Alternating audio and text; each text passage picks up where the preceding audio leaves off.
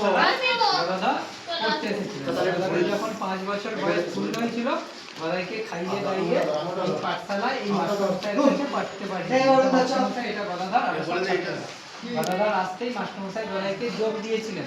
গদাই যোগ করছিলেন, যোগের পর যখন বিয়োগ দিয়েছে, বলছে মাস্টারমশাই আমি যোগে আছি। যোগে আছি মানে ধ্যানে আছি।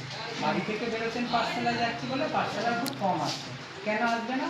বলছে আমি পুঁথিগত বই পড়া বিদ্যা, চাল কলা বিদ্যা, হ্যাঁ শিখবে না। পাঠশালায় আবার নামে করে দুটি শ্মশান, সাধু সেবা, মানিক রাজার আম্র বাগানে আর লালবাগের পাশে একটা বিষ্ণু মন্দির আছে, বিষ্ণু মন্দিরে চলে যেতে।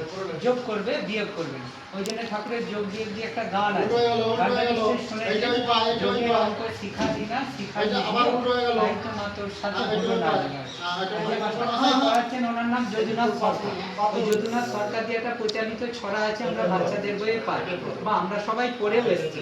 সেই ছড়াটি কি ছিল না, আইকম বাইকম তাড়াতাড়ি যদু মাস্টারের শ্বশুর বাড়ি, রেল কাম ঝমাঝম পা পিছলেই আলু।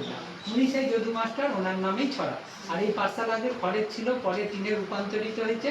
56টি খুঁটি আছে। পাঠশালার পাশেই আছে একটা রাসমঞ্চ, জমিদার আমলের দুর্গা মন্দির। হ্যাঁ, ওই দুর্গা মন্দিরে এখনো দুর্গা উৎসব রাখারা করে। আর ওই মন্দিরের বিশেষত্ব হচ্ছে গদাই শৈশবকালে ওই মা দুর্গার চক্ষু দান করেছিলেন, চোখ এঁকে দিয়েছিলেন। আর যিনি জমিদার ধর্মদাস লাহা বাবু, ওনার এক বাল্য বিধবা কন্যা ছিলেন প্রসন্নময়ী দেবী। প্রসন্ন দিদি দিদি করে ডাকতেন ঠাকুরের মা। ওনার মূর্তিটি ওইটা, ছবিটি ওনার প্রতিষ্ঠিত, ওইটা শিব মন্দির উনি নিজে হাতে প্রতিষ্ঠা করেছিলেন।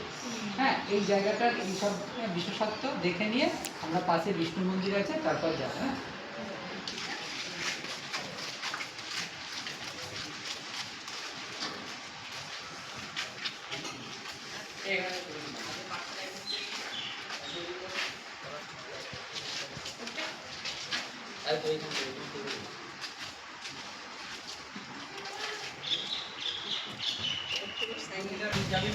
দু বছর